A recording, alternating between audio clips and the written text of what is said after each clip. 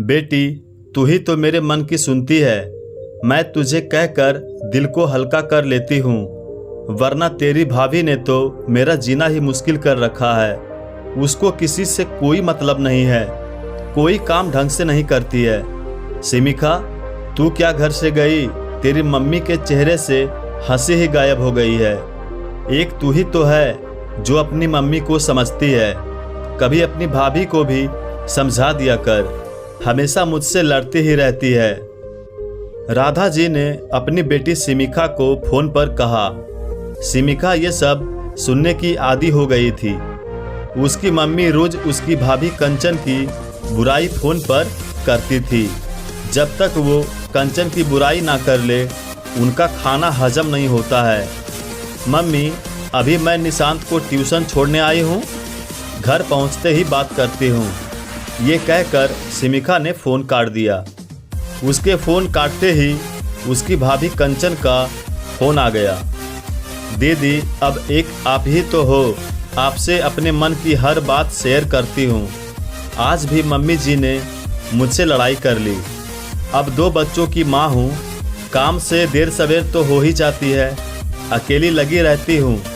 अब आपको ही अपनी बड़ी दीदी मानती हूँ, इसलिए कह देती हूँ, आप ज़रा मम्मी जी को समझाइए। रोज़ ही घर में क्लेश होता है।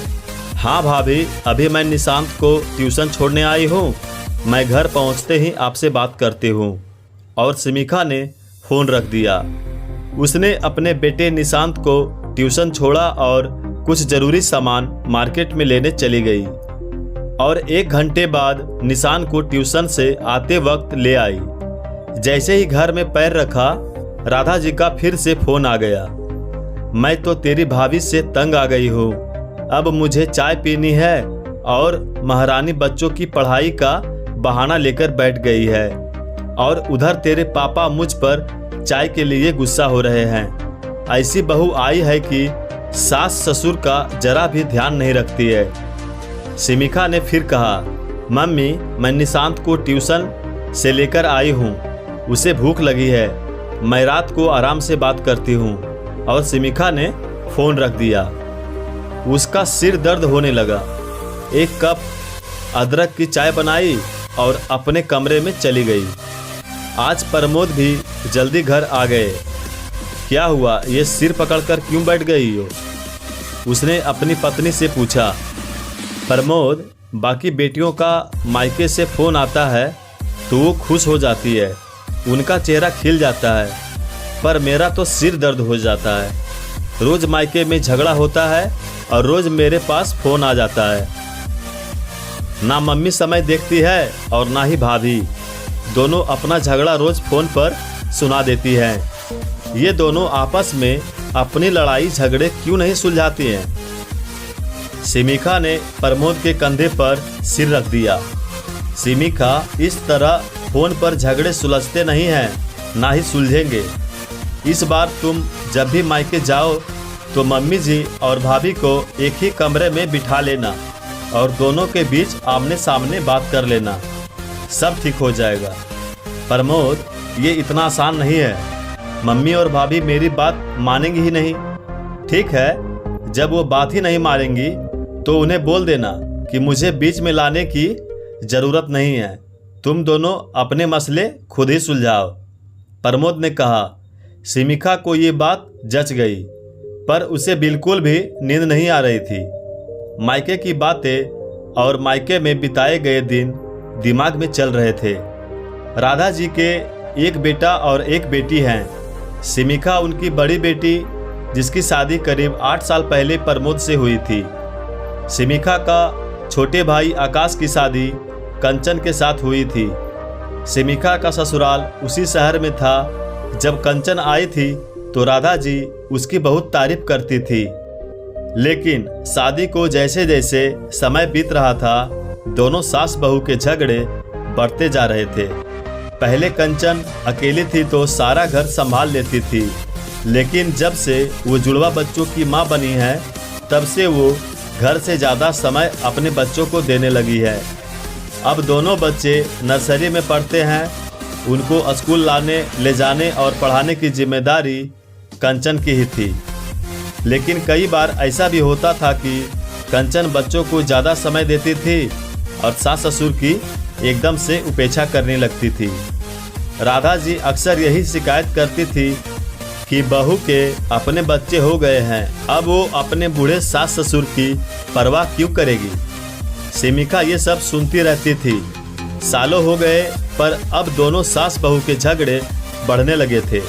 ये रोज की ही बात हो गई थी। अगली सुबह वो उठी और उसने अपना बैग पैक किया और निशांत को साथ लेकर अपने मायके चली गई। अपनी दीदी को अचानक देखकर आकाश को हैरानी हुई तो राधा जी ने उसे गले लगा लिया और बहू को आवाज दी, पर कंचन नहीं आई तो वो चिढ़ गई। सब बहानेबाजी हैं, ननद आई है तो सुनकर भी अनसुना कर रही है। ये नहीं कि चाय नाश्ते का इंतजाम करे, जाने कहाँ लगी हुई है। सिमिका चुप रही और कंचन के कमरे में गई तो देखा वो बाथरूम में दोनों बच्चों को नहला रही थी और पानी की आवाज में उसे राधा जी की आवाज सुनाई नहीं दी। वो कमरे से आकर वापस बोली, मम्मी भाभी बच्चों को नहला रही हैं, आप बेवजह उन पर शक करके कड़वी बातें सुना रहे हो। अब बच्चों को अकेले बाथरूम में छोड़कर कैसे आएगी। अच्छा मम्मी, आपके घुटनों का दर्द कैसा है? सिमिका ने पूछा। ठीक तो नहीं है, फिर भी मंदिर तो चली जाती हूँ। मम्मी, जब आप मंदिर जा सकती हैं तो रसोई में भी जा सकती हैं। मुझे आज आपके हाथों की चाय पीनी है और एक कप भाभी के लिए भी बना देना। लेकिन सिमिका, मैं चाय क्यों बनाऊं? तेरी भाभी बनाएगी ना। क्यों मम्मी, आप भी तो कभी कभी चाय बना सकती हैं। भाभी बच्चों के काम में लगी हुई हैं, मुझे तो आपके हाथों की ही चाय पीनी है।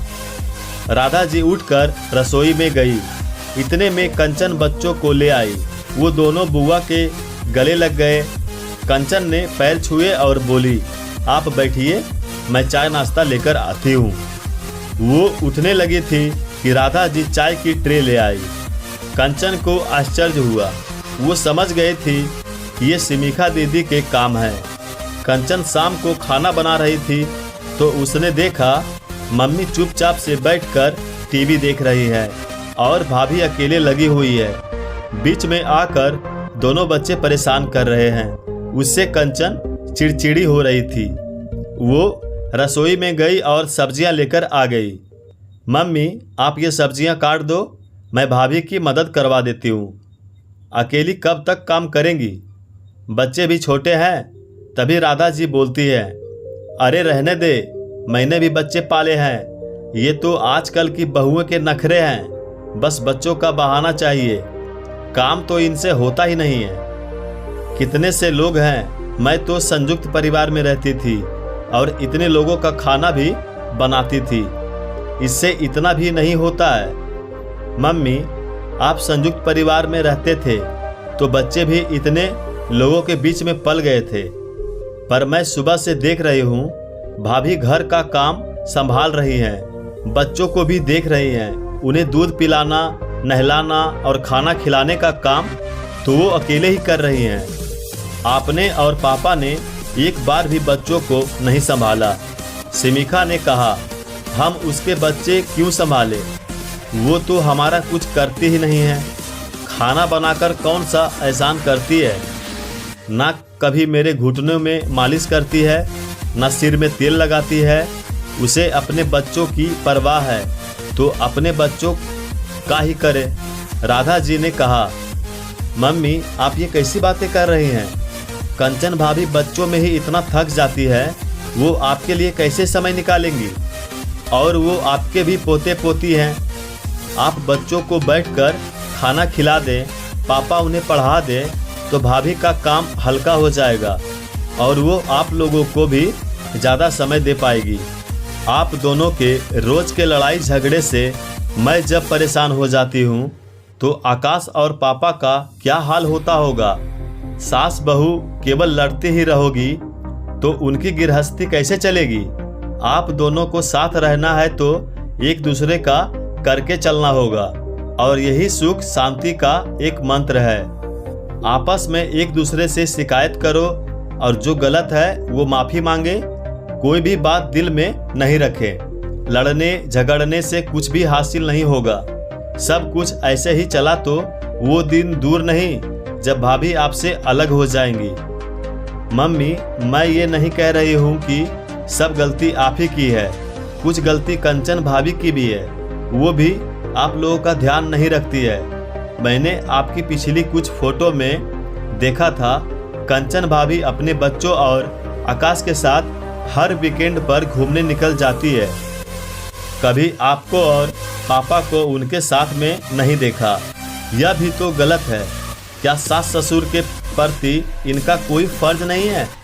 मैंने देखा इन्होंने जो भी 2 दिन में नाश्ता बनाया सब बच्चों और आकाश की पसंद का बनाया है। क्या सास ससुर की कोई पसंद नहीं होती है?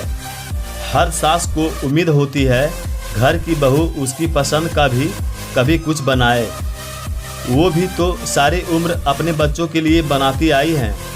कंचन इतनी देर से खुश हो रही थी जब सिमिका अपनी मम्मी की गलतियां बता रही थी, और जैसे ही सिमिका ने कंचन की गलतियां बताई तो उसकी आंखें शर्म से झुक गई, क्योंकि वो कुछ गलत नहीं कह रही थी। आप दोनों प्यार से और मिलकर रहेंगी तो मुझे भी यहाँ आना जाना अच्छा लगेगा। हर बेटी को यही बिल्कुल पसंद नहीं होता है कि उसकी मम्मी और भाभी आपस में लड़ती रहे और एक दूसरे की बुराई करती रहे। हर बेटी यही प्रार्थना करती है कि उसका मायका खुशहाल रहे, उसकी मम्मी अपनी बहू को इतना प्यार दे और बहू सास का इतना ख्याल रखे कि बेटी को कभी याद ही नहीं करे। जब भी फ़ोन पर बात हो तो सास बहू एक दूसरे की तारीफ करें ताकि मायके आने के लिए बेटी का मन मचल जाए। मम्मी, मैंने इन दिनों ये भी देखा कि आप भाभी पर बिल्कुल विश्वास ही नहीं करती है। घर की, राशन की, सब्जियों खर्चे की सब जिम्मेदारी आपने ली हुई है। कभी भी भाभी के हाथ में 1 रुपया भी नहीं देती है। उनको हर छोटे खर्च के लिए आपसे रुपये लेने होते हैं। मुझे तो आप हर महीने खर्च के पैसे देती थी, फिर भाभी को क्यों नहीं देती है? आकाश की कमाई पर उनका भी हक बनता है। भाभी को देखो, गले और हाथ में कुछ भी नहीं है। आपने सारे सोने के गहने लॉकर में रखवा दिए हैं। क्या भाभी का पहनने का मन नहीं करता होगा? मम्मी, भाभी इस घर में आई है, हम उन्हें लेकर आए हैं, तो ये हम सबकी जिम्मेदारी बनती है कि हम उनका ख्याल रखें, उन्हें हर खुशी दें। आपको रहना तो आपकी बहू के साथ है। मैं कितने दिन आऊँगी जाऊँगी, सेवा तो बहू को ही करनी है। अपनी बहू से बनाकर रखिए और कंचन तुम भी अपनी सास से बनाकर रखो। दोनों एक दूसरे से निभाकर चलो। आप दोनों को साथ रहना है। एक दूसरे पर विश्वास रखो, एक दूसरे का करके चलो, प्यार से साथ रहो। मुझे भी अच्छा लगेगा। जब भी मैं मायके आऊँ तो मुझे अच्छा लगना चाहिए। आप दोनों के झगड़े सुलझाने आई थी और अब मुझे जाना है। सिमिका ने अपनी बात खत्म की। सिमिका दीदी, आपने मेरी आंखें खोल दी। सारी गलतियां मम्मी जी की नहीं हैं, कुछ गलतियां मेरे भी है। मैं उन्हें सुधारूंगी। फिर उसने अपनी सास राधा जी से भी माफ़ी मांगी और राधा जी ने भी उससे आगे से सहयोग देने और प्यार देने का वचन दिया। ऐसी बेटी और ऐसी ननद हर घर में हो तो वो घर स्वर्ग बन जाएगा। दोनों ने सिमिका को धन्यवाद दिया। दोनों सास बहू हर बात गिले शिकवा भूलकर आपस में गले लग गई। आज सिमिका भी बहुत खुश थी और सुलह करवा के वो अपने घर चली गई। पाठकों, सास बहू के बीच झगड़े होना आम बात है, लेकिन घर की बेटी चाहे तो वो इस झगड़े की आग को और ना भड़काकर बुझा सकती है, ताकि उसके मायके में भी खुशहाली और शांति बनी रहे। इसी तरह की कहानियाँ और भी सुनने के लिए हमारे चैनल को सब्सक्राइब जरूर करें। धन्यवाद।